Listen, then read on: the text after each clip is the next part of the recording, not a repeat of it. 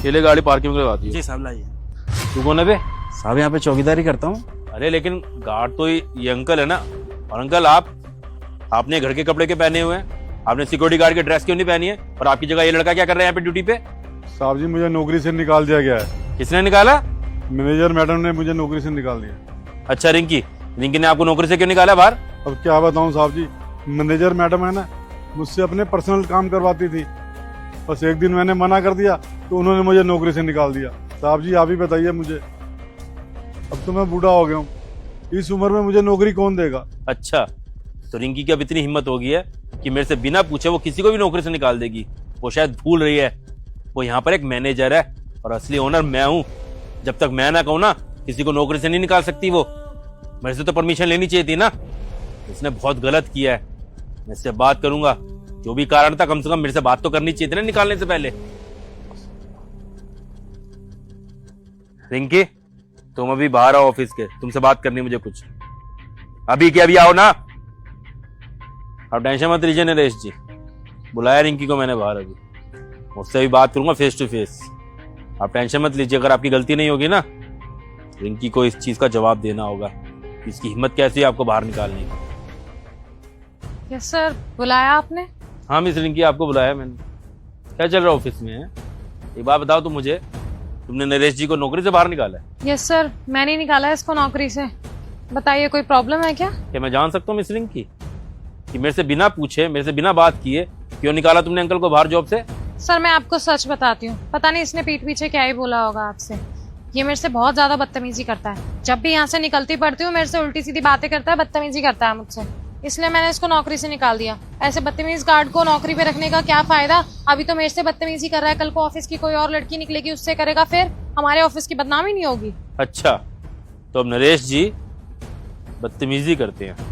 बहुत अच्छा रिंकी, तुम शायद भूल रही हो अंकल ना तब से नौकरी कर रहे हैं यहाँ पर जब तुम भी नहीं आई थी इस कंपनी के अंदर।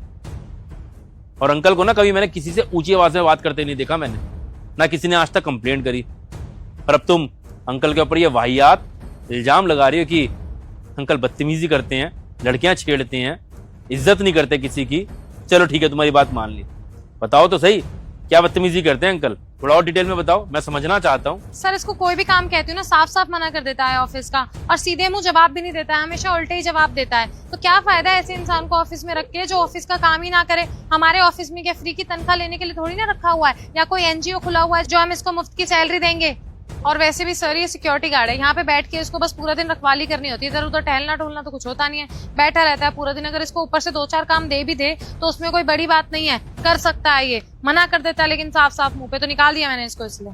वाह बहुत बढ़िया रिंकी जी, अंकल ने पर्सनल काम करने के लिए मना कर दिया।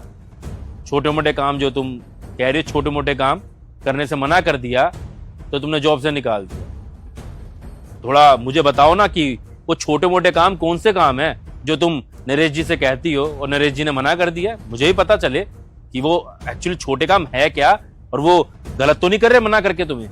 छोड़ो चलो, तुमसे भी क्या ही पूछूं, खामा थक गई होगी। ऑफिस के अंदर एसी में ऊपर बैठी होती है ना, बाहर गर्मी में अच्छा नहीं लग रहा होगा। नरेश जी आप ही बताइए वो कौन से छोटे मोटे काम है जो रिंकी जी आपको करने के लिए कहती है और आपको करने में शर्म आती है, और इसी गुस्से में रिंकी जी ने आपको जॉब से निकाल दिया? क्योंकि है तो वो मैनेजर आपकी। अगर आप मैनेजर की बात नहीं मानेंगे तो मैनेजर को गुस्सा आ सकता है। तो वो छोटे मोटे काम आप ही बता दीजिए ना कि कौन से काम है जो आपको करने में शर्म आती है और मैनेजर को गुस्सा आ गया इस बात पर। साहब जी मैनेजर मैडम अपने सारे पर्सनल काम मुझसे करवाती हैं, 2-2 किलोमीटर दूर भेज देती है मुझे खाना लेने के लिए। साहब जी मेरे पास ना तो साइकिल है ना कोई स्कूटी है, पैदल पैदल जाना पड़ता है। कभी कभी अपने पैसों से रिक्शा करके जाता हूँ। साहब जी इतनी बात ही नहीं है, मैडम तो मुझे अपने घर भी भेज देती हैं। कभी कहती खाना ले आ, कभी ये कभी वो, और कहती जाके मेरे बच्चों को स्कूल से लेकर आ। अब साहब जी मैं बूढ़ा आदमी हूँ, इतने काम कैसे करूँ साहब? साहब इस उम्र में तो मेरे घुटने जवाब दे गए, मुझसे ज्यादा चला फिरा नहीं जाता। स्कूटी का काम तो ऐसा है ना साहब, बैठे ही रहना होता है। कभी कभार चले गए, छोटा मोटा कोई काम कर दिया, पर साहब अब मुझसे नहीं चला जाता साहब। साहब जी यही वजह है, एक दिन मैंने काम करने से मना कर दिया तो मैडम चिढ़ गई, तो इन्होंने मुझे नौकरी से ही हटा दिया। साहब जी मैडम ने मेरे बारे में एक बार भी नहीं सोचा। मैं ज्यादा चलता फिरता हूँ तो मेरे शरीर में दिक्कत हो जाती है। अब इस बुढ़ापे में मैं सिक्योरिटी गार्ड का काम इसलिए कर रहा हूँ कि मुझसे ज्यादा मेहनत नहीं होती, ये काम कर लेता हूँ, सारा दिन तो बैठा ही रहता हूँ, छोटा मोटा काम कर लेता हूँ तो कोई दिक्कत नहीं होती, ज्यादा कर लेता हूँ फिर मुझे दिक्कत हो जाती है। मैंने तो मैनेजर मैडम के आगे हाथ जोड़े कि मैडम मुझे काम से ना निकालो, इस उम्र में मुझे कोई काम नहीं देगा, पर इन्होंने मेरी एक भी नहीं सुनी और मुझे काम से निकाल दिया। और मैडम ने मुझे इतना बोला कि जो कोई मेरी बात नहीं मानता उसके साथ मैं ऐसा ही करती हूँ, चाहे सिक्योरिटी गार्ड हो, चाहे कंपनी में काम करने वाला कोई भी मुलाजिम हो। हाँ तो मिस रिंकी, अब मुझे पता चला कि वो छोटे काम कौन से हैं जिन्हें करने के लिए नरेश जी ने मना कर दिया और तुम्हारी ईगो हर्ट हो गई। अब एक चीज बताओ मुझे तुम, नरेश जी को जो सैलरी मिलती है वो ऑफिस का काम करने के लिए मिलती है या तुम्हारे पर्सनल काम करने के लिए मिलती है? हैं जिन्हें तुम छोटे मोटे काम कह रही हो ना मिस रिंकी, वो छोटे मोटे काम नहीं है, वो तुम्हारे पर्सनल काम है, ऑफिस का काम नहीं है जो उन्होंने मना कर दिया और तुमने ऑफिस से निकाल दिया उनको। तुम्हारे को शर्म आनी चाहिए, एक बुजुर्ग व्यक्ति से तुम अपने पर्सनल काम करवाती हो और जब वो मना कर देता है तो तुम उसकी नौकरी छीन लेती हो। और वैसे नरेश जी ना, तुम्हारी इंफॉर्मेशन के लिए बता दो दोबारा से कि यहाँ पर ना सिक्योरिटी गार्ड की नौकरी करते हैं, तुम्हारे पर्सनल काम के लिए नहीं बने हैं यहाँ पर। ये तुम पर्सनल काम कराओगे उनसे, बताओ ना, चुप क्यों खड़ी हो? तुम्हारी हिम्मत कैसे हो पर्सनल काम करवाने की इनसे? अरे सर छोड़िए ना, क्या आप इसकी बातें सुन रहे हैं? और 2-4 काम किसी गार्ड को बोलो ना, किसी कंपनी के गार्ड ने कभी मना नहीं किया होगा, लेकिन यही मना करता है, इसके ही नखरे। अब ये जो मैंने नया गार्ड रखा है, आप इसको देखो, जवान है, फुर्तीला है, बहुत एक्टिव है, ये कोई काम बोलती हूँ ना फट से कर देता है, कभी मना नहीं करता है किसी काम के लिए। और सर इसको रखना ना हमारे फायदे की बात है, जवान है, हम इससे कोई भी काम करवा सकते हैं। इस बुढ़े को तो रख के बस हमने मुफ्त की सैलरी देनी थी बुढ़ापे में, रहन दो, हमने कोई पेंशन थोड़ी ना बांध रखी है इसकी, निकाल दिया था इसलिए। अब आप भी मत रखना इसको। और आप खुद सोचो, यहाँ पे कोई अगर चोरी चकारी हो गई, कुछ हो गया उल्टी सीधी बात, ऊंच नीच, तो ये बुढ़ा तो पिट ही जाएगा। इसके बस की तो है ही नहीं किसी को रोकना। कम से कम ये नया गार्ड है, ये बहुत देखो कितना जवान है, इसकी बॉडी भी ठीक है, हट्टा कट्टा है, एक थप्पड़ में ही सुला देगा ये तो। और चोरी वोरी भी नहीं होगी, ऑफिस भी सेफ रहेगा हमारा। इसके ऊपर तो क्या ही छोड़े हम, ये तो सोता रह जाएगा, कुछ और चोरी करके चला जाएगा। और सर मैंने जो डिसीजन लिया है ना, कंपनी के अच्छे के लिए ही लिया है और बहुत फायदे का सौदा है, ये भी आपको अभी थोड़े टाइम में पता लग जाएगा। माना कि इसके साथ थोड़ा इमोशनल बॉन्ड होगा सर, लेकिन इतना तरस खाने की जरूरत नहीं है। ऐसे बुड्ढे सड़क पे हजारों घूमते हैं, लेकिन हमने ठेका थोड़ी ना लिया है कि हर किसी को यहाँ पे रखेंगे अपने काम पे। तो बस अपना फायदा देखना चाहिए और कंपनी का फायदा देखना चाहिए, अपना भी नहीं, कंपनी के लिए रखा है मैंने इस हट्टे कट्टे लड़के को। अब साहब जी आप ही बताएं, मैं इतने सालों से इस कंपनी में काम कर रहा हूँ, अरे बूढ़ा हो गया तो क्या हुआ, मेरे काम में आज तक शिकायत नहीं आई। जो भी काम करता हूँ दिल से करता हूँ, पूरी मेहनत से करता हूँ साहब, मगर मैनेजर मैडम ये बात समझ नहीं रही। अरे सर इस कंपनी की मैनेजर हूँ मैं, इतना हक तो मेरा भी बनता है इस कंपनी पे कि कंपनी के लिए अच्छा सोच सकूं और अच्छा कर सकूं। अगर कोई बदतमीजी कर रहा है तो उसको सबक सिखाना मेरा फर्ज बनता है। ऐसे नहीं मैनेजर की पोस्ट मिली है मेरे को। और सर अगर मैंने कुछ किया है ना तो उस चीज की रिस्पेक्ट करनी चाहिए आपको, ना कि मेरे डिसीजन पे ऐसे टांग अड़ानी चाहिए। मिस रिंकी, तुमने बहुत अच्छे से एक्सप्लेन किया, फायदे भी गिनाए, ये जो तुम नया गार्ड लेके आई हो उसके। लेकिन मुझे एक बात बताओ कि 10 साल से नरेश जी हमारी कंपनी में नौकरी कर रहे हैं। जब मेरे पापा इस पूरी कंपनी को मैनेज करते थे ना, तब से नरेश जी यहाँ पर सिक्योरिटी गार्ड की नौकरी कर रहे हैं और आज तक ऐसी कोई वारदात नहीं हुई है जिससे कंपनी को किसी तरह का कोई लॉस हुआ हो और नरेश जी ने अपनी ड्यूटी में कोई कमी छोड़ी हो। अब नरेश जी बूढ़े हो गए हैं, इनकी उम्र हो गई है, तो हम इनको नौकरी से निकाल दें क्यों? क्योंकि हमें एक जवान और नया गार्ड मिल रहा है जो ज्यादा सेफ रख पाएगा हमारी कंपनी को। यही समझाने की कोशिश कर रही हो क्या तुम मुझे? मान ले कि ये लड़का फुर्तीला है, ज्यादा तेजी से काम करेगा, हो सकता है तुम्हारे छोटे मोटे वो काम भी कर दे जो नरेश जी ने करने से मना कर दिया। पर क्या ये वादा करेगा कि जैसे नरेश जी ने 10 साल हमारी इस कंपनी को दिए हैं, 10 साल तक लॉयल्टी दिखाएगा? हैं ये थोड़ी सी सैलरी ज्यादा मिलते ही भाग जाएगा हमारे को छोड़ के? अरे नरेश जी ने 10 साल दिया इस कंपनी को, हमारी कोई जवाबदेही बनती है इनके साथ में। ऐसे नहीं कि अपना काम निकाला और निकाल दिया नौकरी से बाहर। और दूसरी बात, जो तुम सैलरी वाला पॉइंट उठा रही हो ना, तो एक इंसान जब ज्यादा समय तक कहीं पे नौकरी करता है ना, तो हर साल थोड़ी बहुत सैलरी तो बढ़ती है। तो ये कारण है कि जो पुराने एम्प्लॉयज होते हैं उनकी सैलरी ऑटोमेटिकली ज्यादा हो जाती है और नए एम्प्लॉयज की सैलरी थोड़ी कम होती है। ये एक तरीके से रिवॉर्ड भी है कि एक एम्प्लॉय ने अपनी ईमानदारी कंपनी को दिखाई है, तो उसके लिए कंपनी का भी फर्ज बनता है कि उसको बदले में बढ़ा के कुछ दिया जाए। तो मुझे ज्ञान मत दो सेविंग का।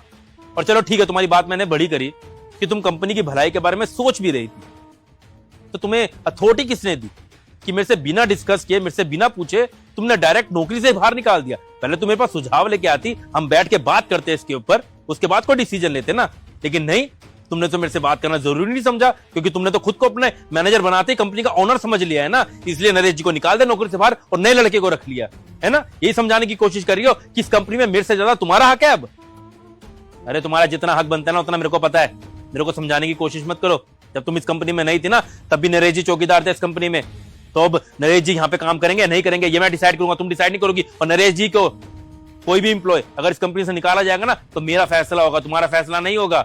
हाँ, तुम्हारा फैसला तब होगा अगर इंप्लॉय की गलती होगी और मेरे को लगेगा कि हाँ तुम सही हो और वो इंप्लॉय गलत है, तो मैं तुम्हारे डिसीजन के अंदर एग्री करूंगा, नहीं तो ऐसे मैं एग्री नहीं करूंगा। मेरे से बिना पूछे तुम कोई डिसीजन नहीं ले सकती हो। अब ज्यादा तुमको ज्ञान नहीं देना चाहता मैं, तुमने गलती की है, माफी मांगो नरेश जी से।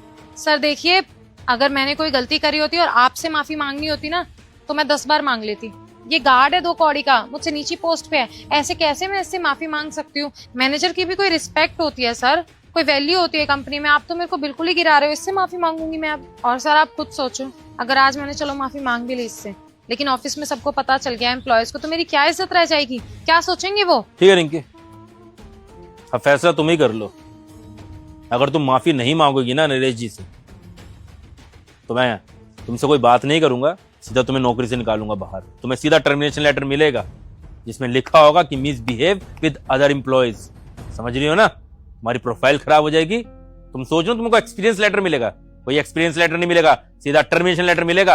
अब सोच लो, माफी मांगनी है, इस कंपनी से बाहर निकलना है। ठीक है सर, आप कह रहे हैं तो मैं इससे माफी मांग लेती हूँ। आई एम सॉरी नरेश जी, मुझसे गलती हो गई है, आई एम सो सॉरी। अरे कोई बात नहीं मेम साहब, आप माफी मत मांगिए, आपको अपनी गलती का एहसास हो गया, मेरे लिए यही काफी है। माफी मांग ली ना, अच्छा किया। माफी मांगने से ना कोई इंसान छोटा नहीं होता, उल्टा अच्छी चीज है कि तुमने अपनी गलती को एक्सेप्ट किया है और अपनी ईगो को झुकाकर नरेश जी से माफी मांगी है। और वैसे में नरेश जी तुमसे बहुत बड़े उम्र में, तुम्हारे पिता की उम्र के हैं, तो बुरा मत मानो। बाकी हाँ, अब इनसे कहो कि कल से वापस ड्यूटी पे आएंगे, ज्वाइन करें ऑफिस को। हाँ ठीक है नरेश जी, आप कल से अपनी टाइमिंग पे ही ऑफिस आ जाना अपने पूरे ड्रेसअप में। और हाँ, आपसे कोई पर्सनल काम नहीं करवाऊंगी मैं आपसे, आप बस अपनी ड्यूटी करना यहाँ पे बैठ के गार्ड की। नरेश जी, आप कल से ऑफिस आ जाना और जब तक आपका मन करे ना तब तक जॉब करो, कोई आपको जॉब से नहीं निकालेगा। बहुत बहुत धन्यवाद साहब जी, आपका बहुत बहुत शुक्रिया। अगर आज आप नहीं होते ना तो मुझे नौकरी वापस नहीं मिलती।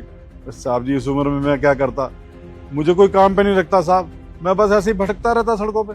आपका बहुत बहुत शुक्रिया साहब जी, मुझे दोबारा नौकरी पे रखने के लिए। पर साहब ये तो गलत बात है ना, मतलब आज ही मेरा पहला दिन है यहाँ पे काम करने का और आप पहले दिन मेरे को यहाँ से काम से निकाल रहे हैं। साहब देखिए ऐसे मत कीजिए, मुझे भी काम की जरूरत है और आज मेरा पहला दिन है। घर पे सबको मैंने बता दिया कि मेरी नौकरी लग चुकी है और अब मैं उन्हें क्या बोलूँगा कि मेरे को जॉब से निकाल दिया पहले ही दिन। साहब माफ कीजिए, लेकिन मेरे को ऐसे जॉब से मत निकालिए साहब। चल ठीक है, तेरी बात भी बिल्कुल सही है, तेरी कोई गलती नहीं है कि तेरे को जॉब से निकाल दिया जाए। एक काम कर, तू दूसरे गेट पे चला जा, वहां पर जॉब कर ले। वैसे भी दूसरे गेट के ऊपर अभी कोई गार्ड है नहीं, तो गेट बंद ही रहता है, तो कम से कम तू जॉब पे वहां लगा रहेगा तो गेट खुल तो जाएगा। और हाँ, एक बात याद रखियो, नरेश जी यहीं पर ही इसी गेट पे ड्यूटी करेंगे, इनको कोई जॉब से नहीं निकाल सकता। बहुत बहुत धन्यवाद साहब, मुझे तो लगा था मेरी नौकरी चली गई पहले ही दिन। आप सच में बहुत अच्छा इंसान है, आपने मेरे बारे में सोचा। ठीक है, मैं कर लूँगा दूसरे गेट। ठीक है।